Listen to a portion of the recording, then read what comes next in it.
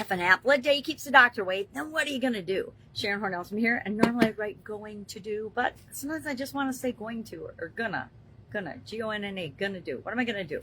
I'm going to eat this apple today. I guarantee I will eat this delicious Honeycrisp apple. Honeycrisps are my favorite. They've been my favorite since they were invented. I don't remember when they were invented, but it's been during my lifetime, right? Didn't used to have all kinds of apples available. We usually had like 3 or 4 different varieties. Now there's literally hundreds, if not thousands of varieties of apples. So you're bound to be able to find one that is good for you. And lucky for me, I've had granddaughters for 8+ years. They haven't been able to eat apples for 8 years, but let's say 7 years plus, I've been able to eat the peel while my granddaughters eat the apple. So the peel is the best part for you. The skin is where most of the nutrients are. I read this yesterday. Didn't really necessarily know that. Just knew that you're supposed to eat the peel if you can eat the peel, but little kids can't, of course. They shouldn't. They can, but they might choke. And we don't want choking babies or choking children.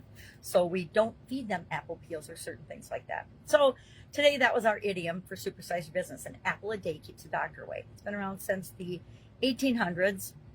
It actually came from the Welsh and from Wales version of the idiom, which is also a proverb.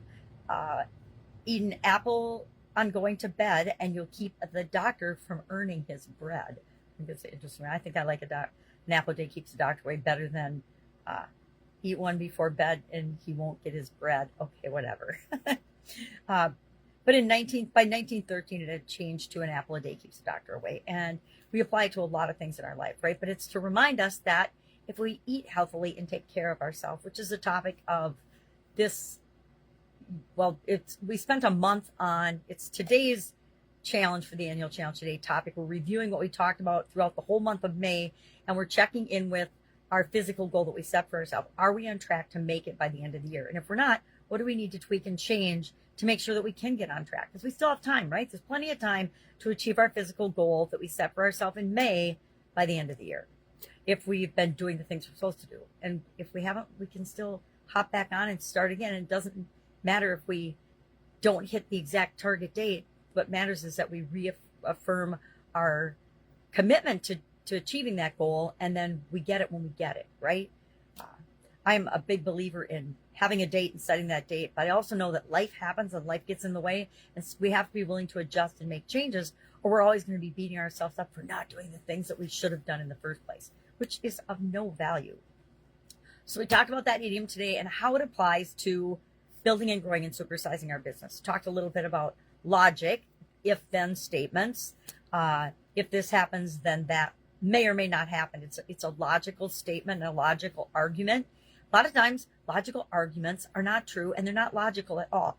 If you want any examples of that, just watch the media or go on social media, and you'll see all kinds of craziness that makes zero sense.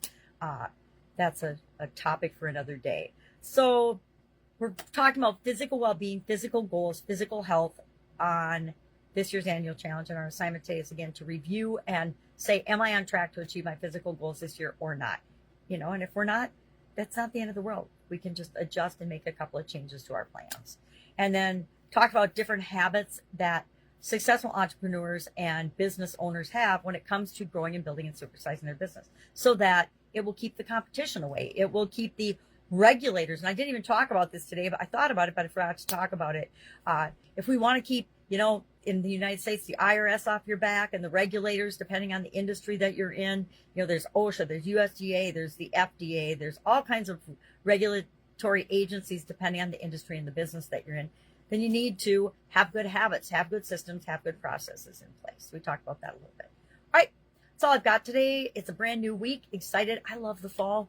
Coming up on an early Thanksgiving this year, so start to think about that, because I think it is still my favorite holiday. My death day and Thanksgiving. I love them both. If I can help you in any way, ask. Otherwise, have a fantastic day, and I will be with you tomorrow. Just letting you know, what am I up to now as I transition from the brick and mortar corporate world of business to the online world of business. So I've had my feet and fingers in lots of pies throughout my life, and I am more than an open book when it comes to sharing those things with you. Any questions? Ask. Otherwise, have an awesome day, and I'll be with you tomorrow.